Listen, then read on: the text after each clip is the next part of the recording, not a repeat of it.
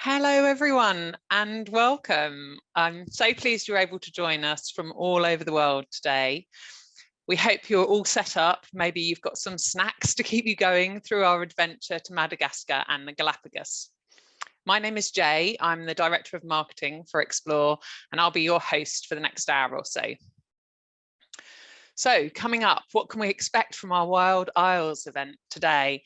We're going to give you a short intro into what we're about, including our biodiversity policy, and then we'll welcome 3 colleagues who'll transport you to these unique places and talk about their experiences, as well as giving us some key practical info on what to expect and when to visit. We'll finish with some time to answer questions and to tell you about an exciting offer and a prize draw. Before we get started, a few tips just to make sure everything runs as smoothly as possible. Everyone's automatically on mute, but we would love for you to make use of the chat function and the Q&A feature. On the chat, you should be able to see both chat and Q&A on your screen. On the chat, it would be great if you tell us where you're viewing from, or if you've been on an Explore adventure before, or your favourite wildlife moment or nature moment, or if you've got plans to go to one of the places that we're talking about, or something to add when my colleagues are talking. We would love to hear that.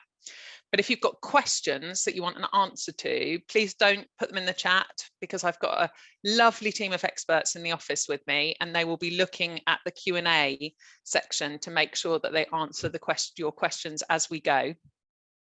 They will save a few questions to do at the live Q&A at the end, but we'll answer everything. And even if we don't get to everything tonight, we'll make sure that you get it in the future.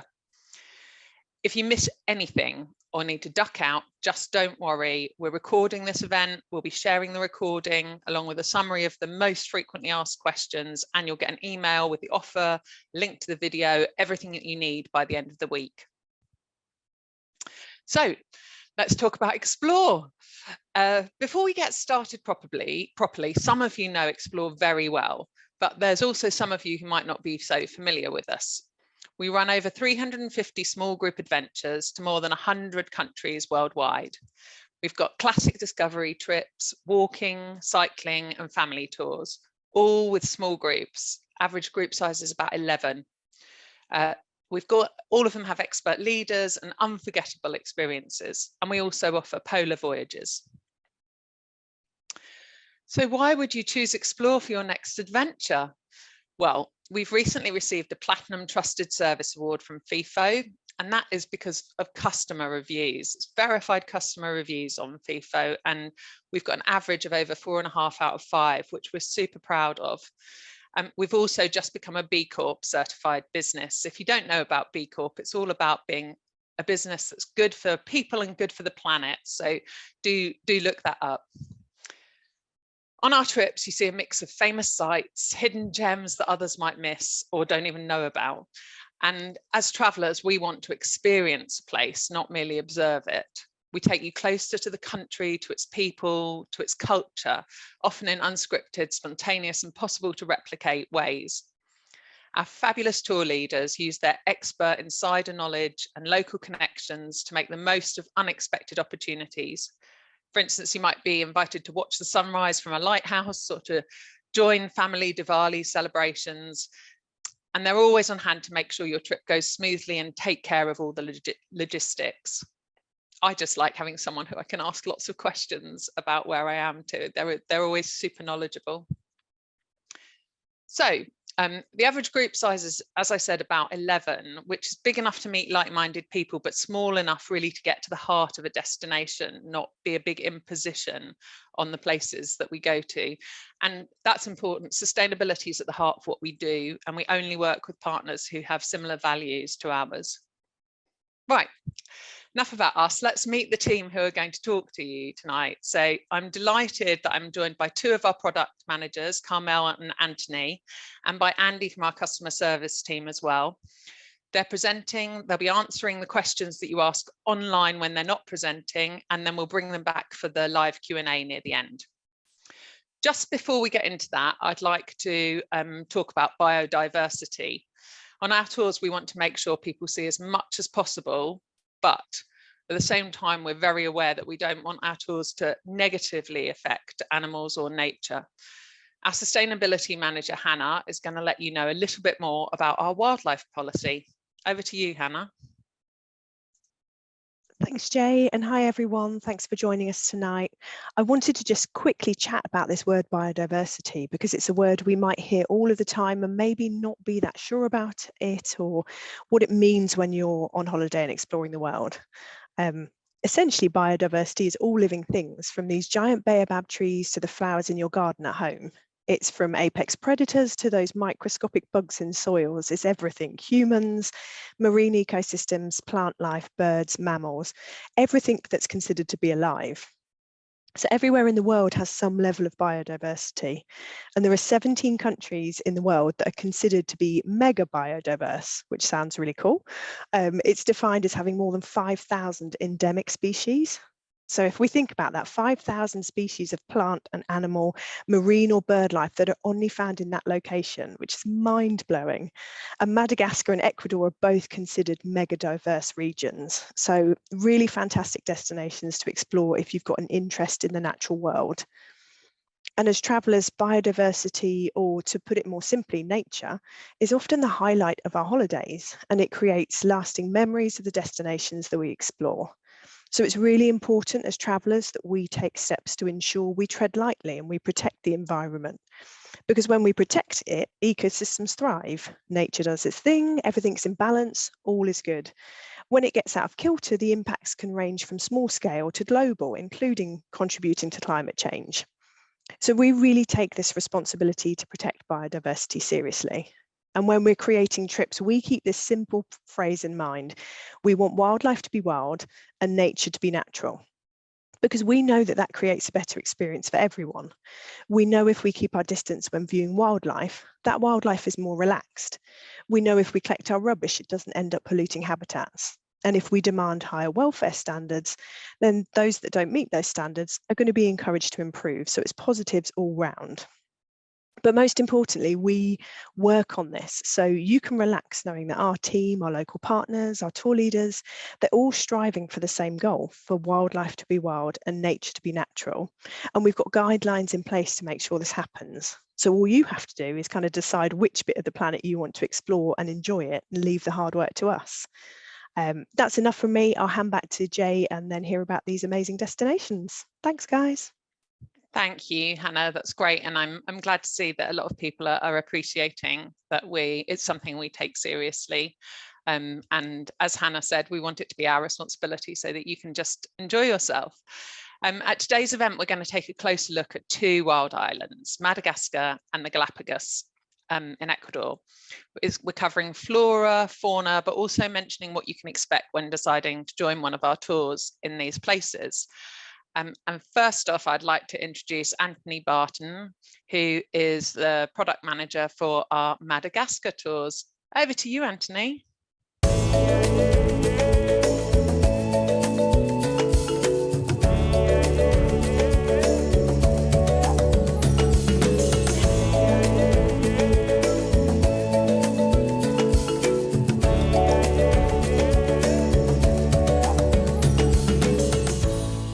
Well, a very warm welcome to all of you who've joined us today. It's absolutely fantastic to have so many of you joining with us. And whether you're a first-time explorer or whether you've done many of our trips before, it's just great to be able to talk about Madagascar, which is a country which is so unique and is doing incredibly well, very, very popular this year. So we're going to start by having a look at a bit of a geology lesson and having a look at some of the history, what makes Madagascar quite so unique. If we go back 135 million years ago, Madagascar was part of the Gondwana supercontinent. And around 65 million years ago, that's roughly the time that the dinosaurs became extinct, Madagascar started to pull away from modern day Africa to create what is now the world's second largest island country. And in fact, Madagascar is the oldest island, isolated island in the world. And because of its relative isolation for so long, this has made Madagascar a really unique place to visit. And over the course of the 65 million years, you had lots of new species that arrived on the island. And these have had time to evolve, particularly the fact that there's very few predators there means that you've got one of the highest number of endemic species anywhere in the world. And that really makes Madagascar such a special place to visit and unique in many ways. So if we look at the next slide, Madagascar is home to 21 million people. And not only is it very diverse in terms of its climate and its ecology, it's also very diverse in terms of its ethnicity and its ethnic makeup. And there's two main ethnic groups. The first is the Merna people. And interestingly, they've originated initially from Indonesia around 2,000 years ago. The first settlers arrived in Madagascar, and they brought with them rice production. And that's why, in many ways, as you're traveling through in the central highlands where they mainly inhabit, not only does the countryside look quite Asian, but actually, you'll see lots of rice paddy fields as you go along. And then in the southwest of the country, in a drier area, you'll find that the Kutia coastal communities. And these originate from Africa and Arab heritage. And again, you will see quite a sort of difference in terms of the architecture there, and they bring a lot of the customs, the African customs and heritage with them. And then the third element you've got is a colonial heritage. And the French governance started in 1895. Madagascar achieved its independence in 1960. And you can see that influence from the French state, both in terms of its governance, its architecture, and that's food as well. But one thing you have got throughout Madagascar is you've got a common language. And I also just want to talk about more recent political history. So the election took place in November 2023. It passed peacefully. And whilst the country undoubtedly has its economic challenges, and you experience some of that as we go along and we see some of the state of the roads, there'll be testament to that. What you can be assured of is the warmest of welcomes. It really is an incredibly welcoming country. So if we look at go on to the next slide, there are three distinctive climatic zones and ecological zones which we're going to cover on our tour. And this is the same for both the trips that we offer. And the first 7 days of the trip, we're going to be in the Highland zone. We're then going to go into a zone, the West Coast, into the Lowland zone, and then we'll finish up in the coastal zone. And there's one central road, it's Route Nationale 7, that runs from the capital, Antananarivo, known to by the locals as Tana, and it runs through all these three very distinctive ecological zones. Now, the east of the country, that's very wet, and as we go further to the west, it gets progressively drier. So we start in the Central Highlands. The main international airport, in fact, the only international airport, is located in Tana. And all of our trips start in Tana. We have a couple of days to acclimatise before we head out to explore the Central Highlands, in particular Ranamafana, Anistiba, and Brostra as well. So if we go on to the next slide, let's just have a quick look at the ecosystems and the sort of the type of scenery that we're going to be experiencing. Now, many people will associate the Central Highlands with these very green, verdant, rich rainforests. And that certainly is the case of the national parks. But one of the things I would point out is that the reality is actually somewhat different. So if we have a look at the next slide, whilst the national parks are very green and very lush, a lot going outside of the national parks, these are the types of environments which we're going to be passing through. And you'll see here, I talked a little bit about that Asian influence, the paddy fields that you can see here. But the thing I point out is actually a lot of Madagascar has sadly suffered from quite a high degree of deforestation. So these are sorts of environments that you're going to be agricultural land as that we're going to pass through. But it's still, this is an area which is quite fertile. It gets quite a lot of rainfall, and as we head further west, so we'll get so the country gets drier. So if we look at the next slide, this is in Isello National Park. And we visit these trips on days 8 to 10 of the tour. Much more arid region here. So we've got some great limestone rock formations, some dramatic canyons here. Great birding here. So we'll see kestrel, we'll see examples like the paradise flycatcher. All of these birds can be seen almost directly from the lodge which we're staying at. This will be the first time we'll also get to see ring-tailed lemurs that live in big family troops in the southwest of the country. And it's also we're going to get the first sight of the mighty baobab trees as well. And then if we look at the next slide, we're going to have this is where our trip will finish up. So this is the coastal zone, and this is the coastal town of Ilfate, which we visit on days 11 and 12 of the trip.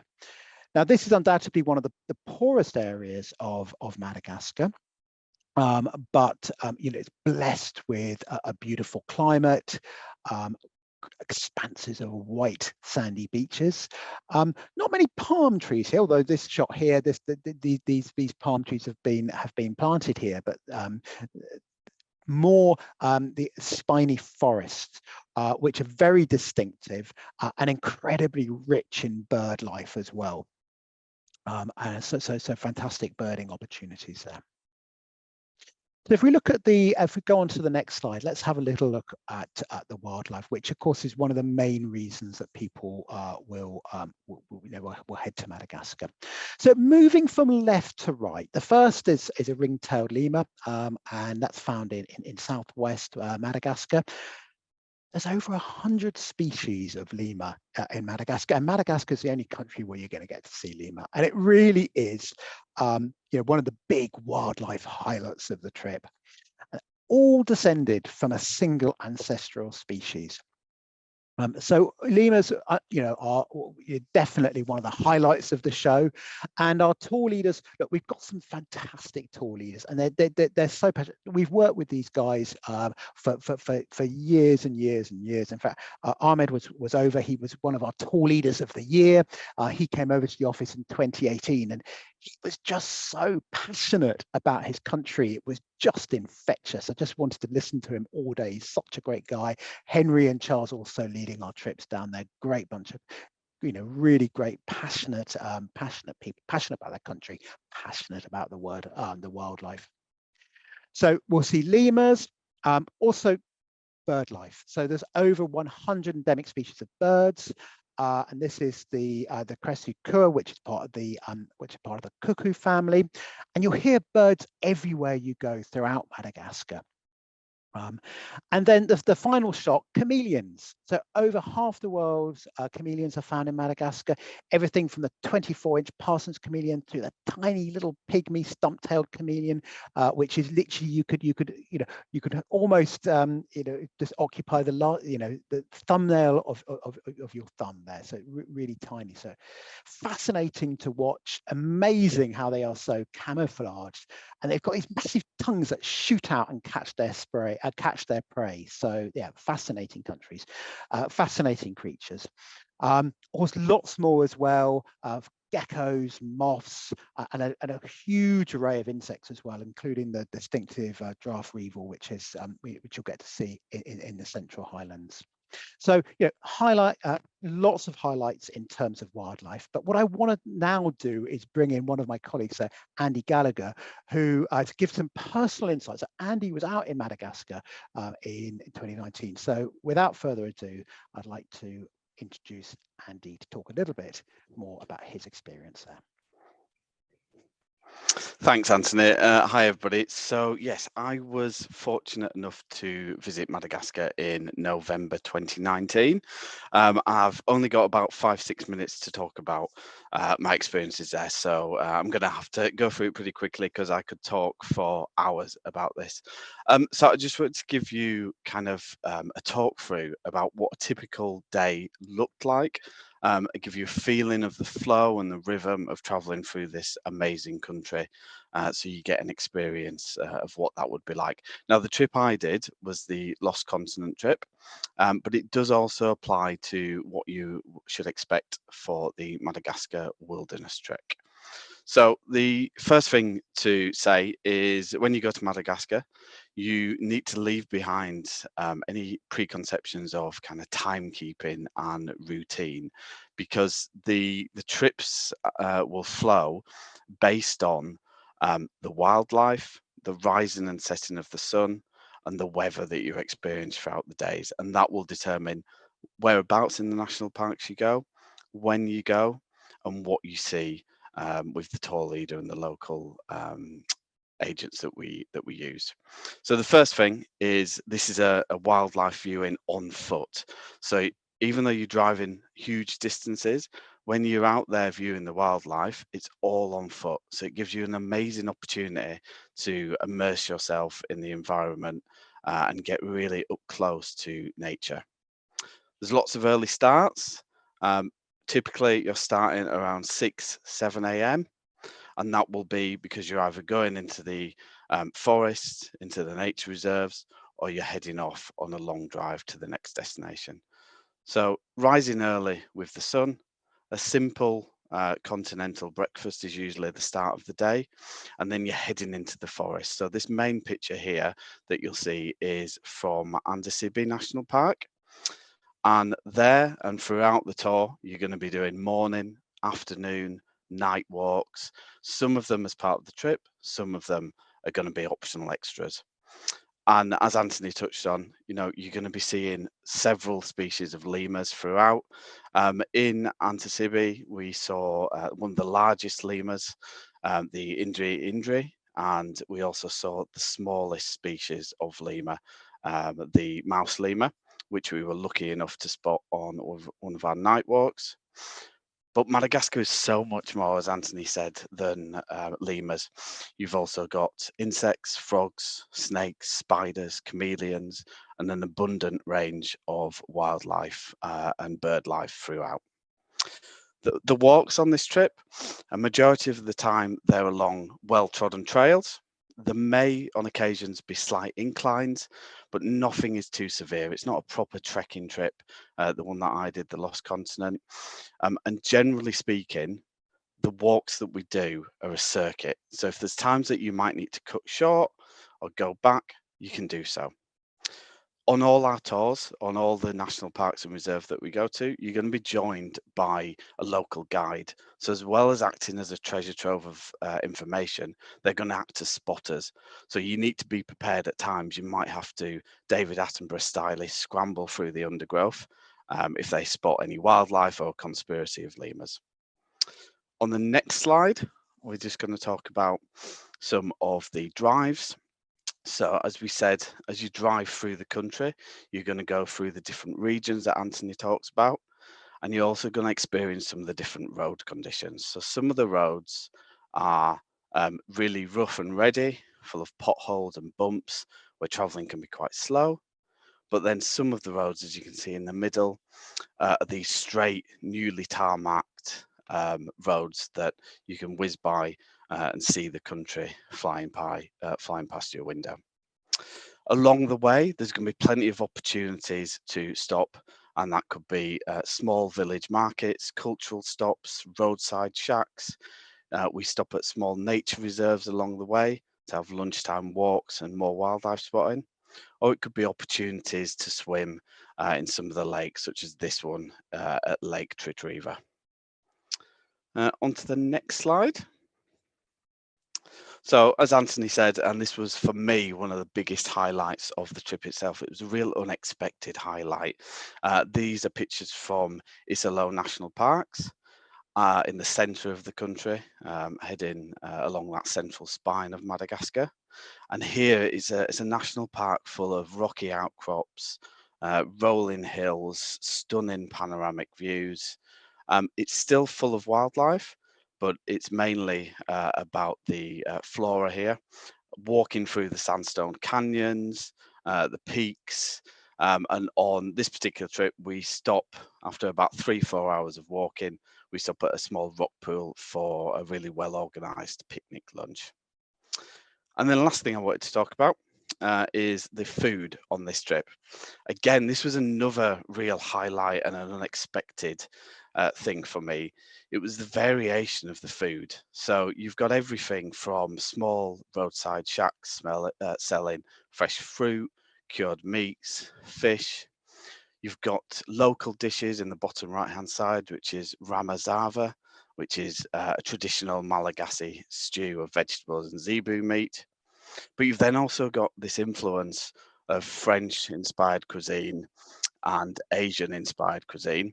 So stir fries, curries, but then as you head towards the coast, you're getting fresh seafood, lobsters, crabs, fresh fish. So for me, that was an unexpected highlight of this amazing country, with the wildlife, the landscapes, and the people. As I said at the beginning, it really was one of the most amazing trips that I've ever done. And it's back to Anthony. Fantastic. Thank you. Thank you for bringing that personal insight there, Andy. So I'm just going to carry on. Let's have a look at some of the accommodations. So we often get asked about this. What's the accommodation going to be like? Well, we stay in a mixture of properties, and at Explore we do like to have a variety of places we're staying, but I've put in a couple of shots here, a couple of standout accommodations. So on the top there, this is a fantastic property that we're using in Isela National Park, and then in the bottom here, this is a new hotel for us. So from May onwards, all of our trips will go to Ilfate on the beach, and this is a great property which we're staying at. Along the way, other properties, typically sort of 3-star, clean, comfortable eco lodges, locally run, chosen for their location, all ensuite bathrooms, and super friendly hosts along the way. So that's a typical accommodation standard that we're going to be using on this trip. Then if we look at the next slide, I also just wanted to touch on the 2 trips. So we offer 2 tours to Madagascar. We've got the Lost Continent trip, which is a trip that Andy just gave some insight on. This is a 14-day wildlife and cultural trip, but we also offer a trekking tour as well. And I've seen that some of you have actually done this trip who are on the presentation tonight. So this has got more of a walking focus, including a 4-day hike that goes to Madagascar's highest peak, 2,600 meters. So we're not talking, massively high, but it's got much more of a walking theme. And we offer this trip alongside with around 6 dates. We've got 6 dates on the Wilderness Trek and around 25 dates on the Lost Continent trip. And then my final point before I hand over and we start talking about the Galapagos is I just want to talk about when to go. So again, it's another question we get asked all the time. Look, the rainy season and the cyclone season is January through to the beginning of March. So this is a time where we definitely don't go. It's not suitable for travel. The rains finish, you will get a little bit of rain in the month of April, but it's more at night. By the time we get to May, pretty much no rain at all the way through to the end of November. Now, the climate itself is not going to vary through the trip. What's going to vary is the temperature. And in the highlands, in the Madagascar winter, which is converse to the northern hemisphere, so it's June to mid-September, can get quite cool at night. So it's definitely worth thinking ahead, packing layers.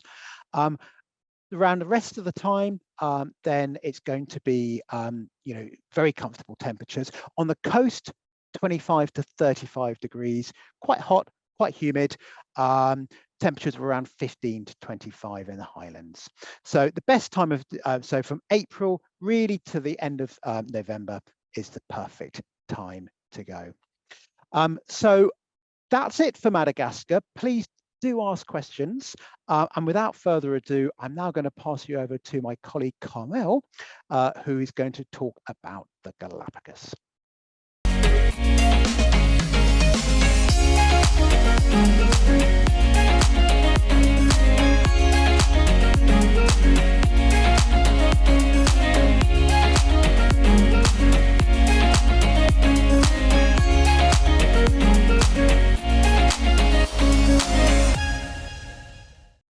Hi everyone, nice to be here. Moving over continents, we'll start our journey into the Galapagos. I will be covering in a little more detail 2 specific tours, but I first of all wanted to start with a general overview of the islands, because I think this can be quite a complex topic and possibly confusing for those who are sort of researching the Galapagos and entering their research phase.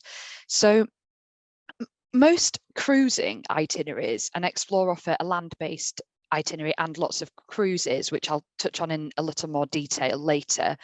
Most cruising itineraries are named by the islands they go to, so it might be the central and western islands or the eastern and southern islands. And I kind of wanted to give you an idea of what that actually means. So typically the northern islands are the 3 right at the top there: Genovesa, Marchena, Pinta. Then you have the eastern island, which is really just San Cristobal. In the south, we've got Española and Floriana are the main ones, and then a handful of others there as well. And in the center, Santa Cruz, Santa Fe, Pinzon, Santiago, and again, a bunch of others. And on the west, you have Isabella and Fernandina. Each island has its own really distinct character. The ones on the east are the oldest islands. So they've had a lot more time, starting from the east, moving west. The eastern ones have had a lot more time to develop more vegetation. So they're, in general, a bit greener than those to the west. And the islands in the west, Fernandina is the youngest of the islands, but also Isabella, they are typically better known for being quite otherworldly in their landscapes. Lots of lava flows, volcanic scenery, uplifted coral beds, really great beaches. And I think people are surprised sometimes by the fact that some of the islands are quite bleak in outlook. They're just sort of uniquely beautiful, cacti strewn, all lava flows, shrub.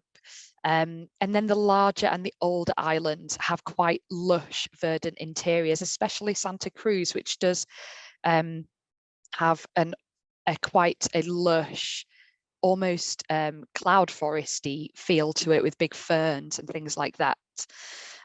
So that really gives you a very brief overview of the islands. And when you hear people talking about what's in the Northern Islands, you'll know that they're talking about those 3 in the north. So it kind of gives you an overview. There are 2 airports on the island. One is on San Cristobal, one is on Santa Cruz, and they connect you with the Ecuadorian mainland at Guayaquil and in Quito as well. We'll move on to the wildlife, which is, I'm sure, why many of you are here today. What you'll see in the Galapagos differs from island to island. I mean, that's what's given its unique character over the years, and what gave Charles Darwin the idea and the spark to study creation. There are some animals that cross over all of the islands, and therefore you can guarantee a range of animals on any Galapagos itineraries. So I would say you've got giant tortoise, sea lion, marine iguana, land iguana, frigate birds and blue-footed boobies. Certainly you will see in flight throughout the island. You may not see them on the ground necessarily. Sally Lightfoot crabs, which you can see in the larger picture there, and a whole host of birds, mockingbirds, finches, lava gulls, you'll certainly see. In terms of marine animals, Galapagos penguins have their largest colonies around Isabella Island and on Fernandina, so that's a really good place to see them. We visit Isabella on our land tour and on a variety of the cruises. hammerhead sharks, white-tipped reef sharks, whale sharks, sea turtles. I mean, really, the list goes on. And just to give you a bit of information, if you're a birder, birding is really where I'd say if you're quite set on seeing specific birds, you may want to visit certain islands. So the good birding islands are Genovesa in the north, Hispaniola in the south, and North Seymour in the central islands. And that's because they are nesting sites. So between them, they're nesting sites for blue-footed boobies, frigate birds, cormorants. And Hispaniola is the only island where you can see nesting waved albatross, which is quite a big draw for bird lovers. Otherwise, you're guaranteed to see a huge collection of birds on any island throughout if you spend time on at least 2 of the islands, you might see Galapagos hawk, lava gulls, warblers, petrels, whimbrels. The list goes on, flamingos as well. People always want to know which islands to visit, and my answer is always that if you're a general wildlife enthusiast, you want to get the best diversity of all of the amazing wildlife that the Galapagos has to offer. I would say that you'll have a great experience wherever you go, and so you can make it work for the dates that work for you. Even generalist birding enthusiasts will tick off scores of bird species off their list with an array of the islands. But like I said, if you have specific birds to see, particularly waved albatross, which is only in Hispaniola for nesting, and if you'd like to sort of be more guaranteed to see maybe nesting frigate birds or nesting blue-footed boobies, then you may want to concentrate on a trip that includes somewhere like North Seymour, Hispaniola as well for that, or Genovesa in the north. They're excellent for birding. So moving to the trips, the first one I'll talk about a little bit is our land-based tour. This one is one of the most popular trips that we have in South America. It is an island hopping tour. That's what I mean by land-based, as opposed to staying overnight in the Galapagos on a cruise. This trip has a week on the mainland of Ecuador and a week on the Galapagos island hopping. We visit, as you can see from the map, we visit Santa Cruz and Isabella Islands. We also have a couple of boat trips in this itinerary, and 1 full day trip to an island around Santa Cruz. It depends on the boat schedule, but typically it's North Seymour or Bartolome or South Plazas, so one of the 3. And as I said, North Seymour is particularly good for birding, but Bartolome and South Plazas are also excellent for a diversity of flora and land iguanas as well, and sea lions. You've got sea lions everywhere. As soon as you get off the plane, you'll most likely see sea lions lounging on a bench somewhere. So on this trip, we offer snorkeling excursions, several different snorkeling excursions. So just because it's land-based doesn't mean that you're not getting out onto the water. Obviously, that's one of the draws to the Galapagos. I just saw some pictures from a group that came back from this trip in March, and they were snorkeling with penguins, and they had some amazing pictures from that, which I was very jealous about, and to some smaller islets around there as well. And I guess if we just move on to the next slide, and you can see some of the pictures of the trip. One of the beauties of traveling on land is that you see quite a lot more of the landscape. So you'll see a lot more of the volcanic nature of the islands, particularly because we spend time on Isabella. And on this trip, we take a hike up the Sierra Negra volcano. It's about a 3 to 4 hour return hike, a very slow and gradual ascent of about 200 meters. But with quite rocky and uneven terrain. It can be opted out of. You can stay in the hotel, you can go to the beach, you can have a wander around the little town there. It's really nice. But the viewpoint at the top looks over the crater, which is 12 kilometers in diameter. It's quite astoundingly big, and I think people are quite surprised at there being such an enormous volcanic crater there on one of the islands. We'll see giant tortoises in the highlands of Santa Cruz, so not just at the turtle research stations, which every single cruise itinerary visits, and this land-based tour as well will visit the Charles Darwin Research Centre.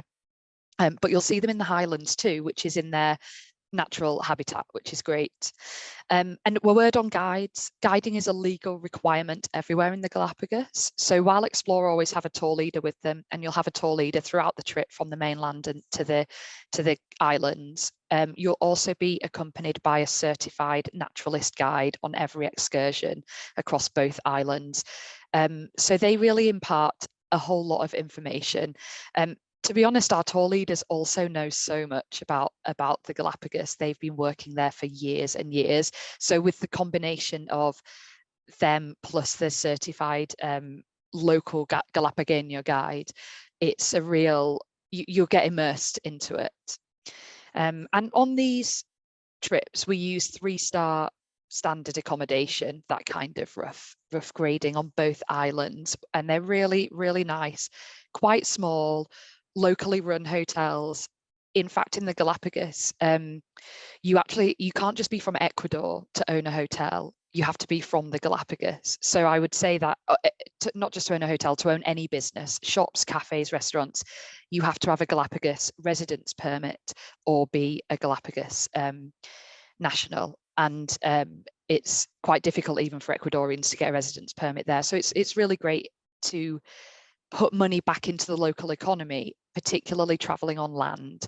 You're not eating on the boat, you're eating and putting money into the cafes and restaurants on the towns, buying souvenirs from the towns. It's great. And as I said, you'll see sea lions sleeping on the benches just around the town when you're walking around at night. It's so special. And just a little nod to those pictures on the other side of the screen there, which are the boats. We do get around on these tours by speedboat. They're about 3-hour journeys in length. And I'd recommend for people who do get seasick on any Galapagos trip, so whether cruise or land, that you do take either seasick pills or a pulse point bracelet or something similar.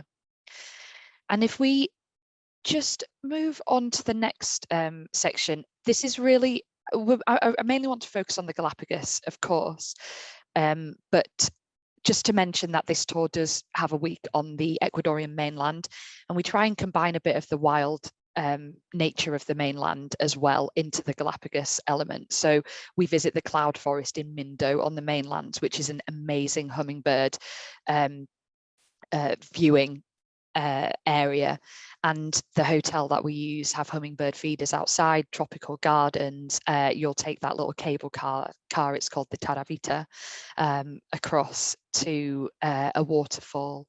It's really beautiful. Go to Cotopaxi volcano, etc. So we're really trying to showcase a bit of the wilderness of the mainland Ecuador as well, to kind of in contrast with the Galapagos. Next up is one of our cruising itineraries. We actually have 7 different cruise itineraries, so I really just picked this one as an example. And partly the reason I picked this one is because it covers a little bit of west, south, central, and east. So it's a 10-day trip in total, which includes 2 nights on the mainland in Quito at either side. And it's aboard the Archipel boat, which is a comfortable catamaran. We have 3 different boats that we operate and sell with Explore, and I'll cover those, the other 2 just on the next slide. But for this one in particular, I travelled on the boat last year and was really blown away by the service and the standard aboard the trip. The crew is made up of almost an exact 1-on-1 ratio with passengers. So it's a maximum 16 passenger boat, really small groups. The 3 boats that we operate are only up to 16 people. So just kind of amazingly compact, and you get to know everyone aboard, and you have just the best service from the crew, because you have a barman, captain, assistant captain, the chef team, the crew that take you out on the pangas, the little zodiacs for all your island stops, general cabin assistants and the kind of turn down staff. And they all just get to know you. They have the time to do that because you're on the boat. And they're just absolutely brilliant. And a typical day aboard, I have to say, it's quite full on.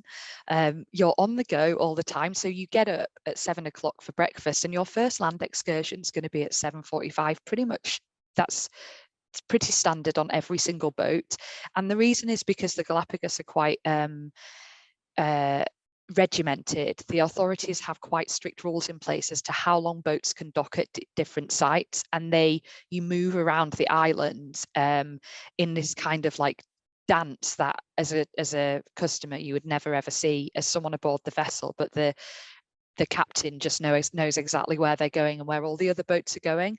And while you're in dock, you never really see it more than another 1 or 2 other boats maximum. So even though you kind of have this idea that there are a lot of boats out there in the waters, you never feel like there are too many people on land. And a lot of the land excursions you're doing by yourself with your own boat, which is just amazing. There's 16 of you on this wild island. So there's always 2 land excursions a day. There's 1 or 2 snorkeling excursions every day. You get snacks and drinks every time you come back, just homemade, local juices, papaya, watermelon juice. You have time for a siesta, you have lunch, then you tend to have sunset on the top deck and sit around talking about what you've seen that day, and people start making lists of the animals they've seen, and your guide will give you a briefing of the next day and what we can expect to see the next day as well. It's absolutely runs like clockwork, and the naturalist guide, I have to say, lives on the boat. So with you, they'll be sleeping on the boat and they're with you from start to finish. It's an absolute seamless experience. I've never really experienced anything like it in terms of sort of the quality and the attention that everyone aboard gets. So just to touch on briefly on the other boats, as I said, the Archipel is our comfortable catamaran, and I was lucky enough to be on this trip last year, and I saw the Archipel catamaran and was like, wow, this is amazing. What a life.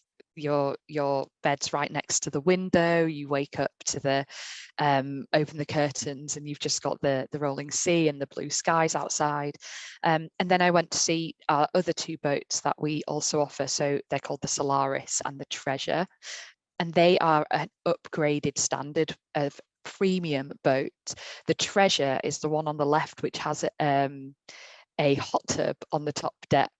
The cabins on both of these boats are a little bit bigger than the Archipels, so there's just a bit more room to sort of walk around the cabin. And the Treasure has private balconies for every single cabin, and the Solaris also has a door out to the outside, as well as a door that opens onto the inside. So they just have a few different upgraded elements, and the Solaris, just to mention as well, is really excellent for solo travelers. So they have single cabins, and the single cabin costs the same. So every bed on this ship costs the same. So a single bed cabin costs the same as a bed in one of the double cabins. So everyone pays the same price, which is great, because on some of the cruising trips, for it to make your cabin a single cabin, you're basically paying for the whole extra bed, but on the Solaris that's not the case. So just to briefly give you a bit of an idea of why would you want to go at one over the other? Why would you pick land? Why would you pick cruise? First of all, both offer a really brilliant experience. I have done both, and I think that depending on what you want to get out of the trip will be the experience for you. So if you're going on land, like I said, you get a way better experience of life. If you want to see life in the Galapagos, then you'll be staying in the towns, and that's the best way to see it. It's also it has to be said, it's more economical way of doing it. So staying in hotels is more economical than a cruise, and it's not taking away from the experience at all, because you can still see a few different islands while island hopping, so you still get that sort of diversity of wildlife as well. And also, of course, if you do get seasick or you don't like the idea of sleeping aboard a vessel, then land is the way to go. And with cruise, the main advantage of cruise is that you can feel a little bit more remote. You will get to the remoter islands, and you would probably in one itinerary cover a few more islands, or especially some of the smaller ones, the really small ones that might just be a sort of docking site for a morning's excursion, and then you get back on the boat. You're more likely to see some of those smaller ones, because when on the land-based island hopping tours, you have to get the speedboats. So it really depends on where these speedboats go. They won't go as far as some of the outerlying islands. They're just simply too far. And also I should say about the cruising is that with one snorkel a day at least, if not two, they are really good for people who like being in the water. So I'd probably slightly recommend those. It's really hard for me to recommend either. I think they're both just brilliant. But if you do like snorkeling, then the opportunity to have at least one opportunity per day there is great on a cruise. And finally, as Anthony said, one of the main questions that we get for any trip is, when is the best time to go? And there's no trip more than the Galapagos where this question comes up, because it's quite complex, really. My mantra is that, again, if you want to see a diversity of wildlife, then just go at the time that works for you. They are a year-round destination. Every single month is different. And to give that an illustration, I've put in some just a real brief overview of some of the things you might see month to month. In general, though, December to May is the warm and wet season. So it is, let's say, the rainy season. It's much more likely to rain during those months. You're not looking at all day, every day, but it is possible that it will rain. Conversely, however, the waters are very clear for snorkeling. So if you are interested in snorkeling or diving, then December to May is a good time, because the visibility underwater is great. And land-based animals are mainly mating and nesting around this time. So you've got quite a lot of baby hatchlings around, especially getting towards May. They've been mating and nesting through January, February, March, and then you'll see the little babies start in May. Whereas the opposite is the case in from June to November. So December to May, warm and wet. June to November, cool and dry. This is the start of the Humboldt current. So the Humboldt current starts passing through the Galapagos from around June, and that brings in cooler waters and generally cooler air as well. So the waters can be choppier at this time. If you would like to be on a cruise, or even on the land-based with the speedboats, and you do get seasick, I would recommend erring towards that sort of January to May, December to May period, rather than June to November, because it's a bit choppier. When I say cool, we're still looking at mid-20s, really, early to mid-20s. So it's nice. It's a really nice temperature. And this is the best time to see marine wildlife. The whale watching is the best time starting from June through to sort of August. Is the humpback whale migration. And because the waters are cooler, there's more fish. So the marine wildlife is more active. Marine wildlife starts mating and sort of feeding on the more sort of the life that's prevalent in the waters. So towards October and November, you'll see a lot of young sea lions, seabird chicks, because the seabirds also mate and nest at this time due to the proliferance of all the food that they've got available to them.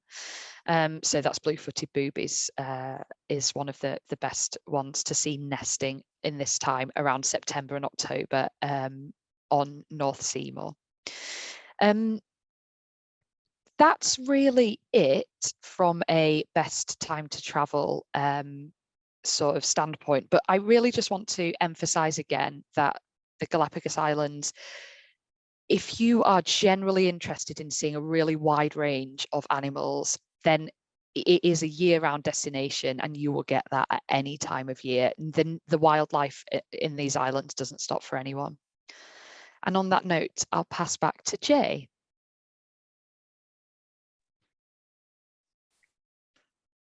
Wow, thank you, Carmel. What a lot of information. I've learned so much. I did not know that half of the chameleons in the world are in Madagascar. And I love those seals on the local benches. Also, how lovely to see Armand on one of our leaders from Madagascar on the call as well. And Colette, who I believe has travelled with him before. So that's fantastic. Right. So to find out more, if you can't wait to start planning your trip, we would love to talk to you about our tours. So get in touch with us. If you've got any questions, we've answered as many as we can tonight, and we will make sure that all comes out to you. But if you've got any more, or if you've got more specific questions, please get in touch with us, and we'll answer them all, or go to your preferred travel agent. Now, this is just a couple of examples of tours to wild islands, but we've got lots more available.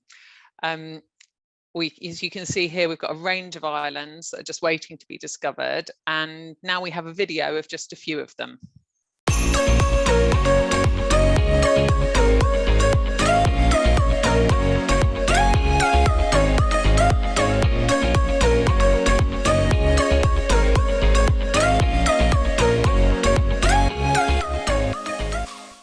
Videos always look so epic. I love it. During the presentation, we've had lots of questions. We've been answering them as we go, but we've saved a few of them to talk about now. And then we will also select one of you at random to win our prize draw. But first of all, let's bring back Andy, Anthony, and Carmel to answer some of the questions live. Everyone turns on their cameras. Cool. Hi, everyone. Right. So one of the questions we always get, what's the best time of year? And Carmel, you did a great job of giving us some Galapagos times of year.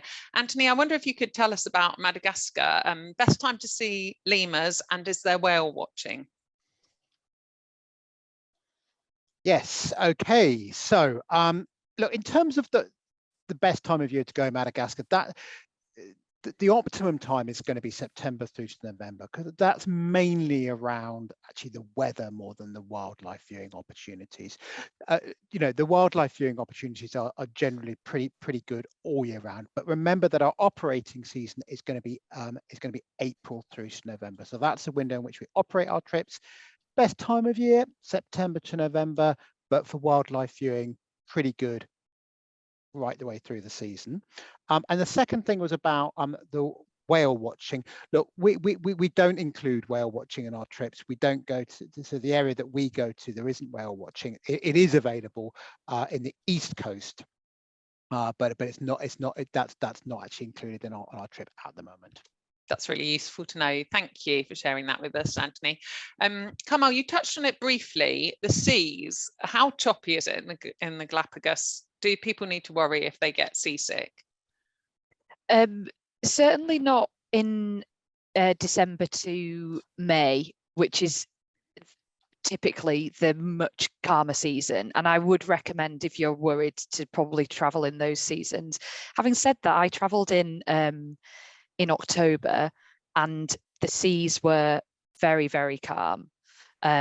So typically the captain decides during the evening when to set sail, and he might pause sailing until like 3-4 in the morning to raise anchor because they want to get the weather out of the way. But we were sailing all night overnight because the seas were just so calm. So it can be quite changeable, but I'd probably say in June, July, August are quite the choppiest seasons for people who get seasick. Most people would be fine, I think. Actually, it's not like massive waves or anything, but you just can feel it in your stomach when we're sailing. Thank you. I see Rose has just pointed out that her husband got sick on a cable car, so maybe the calmest time for you, Rose, if you're going. And what about safety? How safe do the communities feel for both Madagascar and Galapagos? I'll cover Galapagos first. So Galapagos is like it just lives apart from the Ecuadorian mainland. It is its own thing. They barely even notice what's happening on the mainland. Really, really safe. Walk around at night, no problem. Families are out, local families. Obviously, that's if you're staying on land. If you're on a boat, it's lovely. There's 16 of you and no one else. But definitely staying on land in the Galapagos feels very safe. And, you know, as a lone female traveller, it's perfectly fine to walk around. Yeah. Thank you, Andy. You've been to Madagascar. How did that feel? It did. It felt really safe. There's obviously, like anywhere, you know, you've got to have your wits about you and be aware of your surroundings. And there's no escaping that it is one of the poorest countries in the world, and you do see that poverty throughout the tour. During the day, you know, absolutely fine. Even in Antananarivo, felt absolutely fine. The tour leader always gives you advice on, you know, any areas to avoid.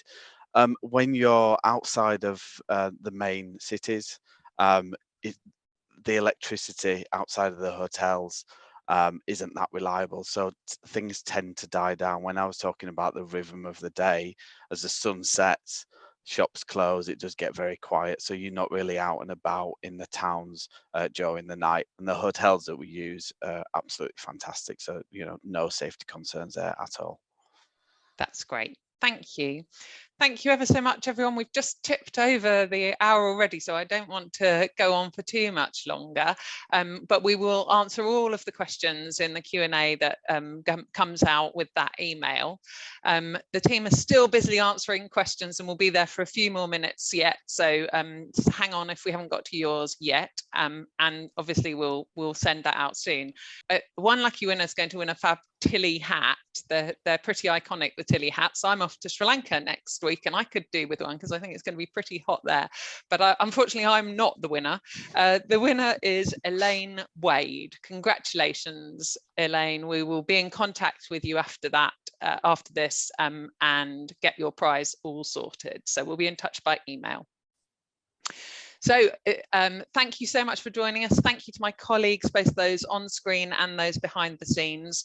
I hope you've really enjoyed yourself. I've loved seeing the chat and the Q&A. It's been so lovely to watch the conversations. So thank you for getting involved, and look out for that email in the next few days with the recording. We'll also send a short feedback survey just to make sure we're providing useful stuff and what you want. I hope you've enjoyed yourself. We have. Thank you ever so much. Goodbye.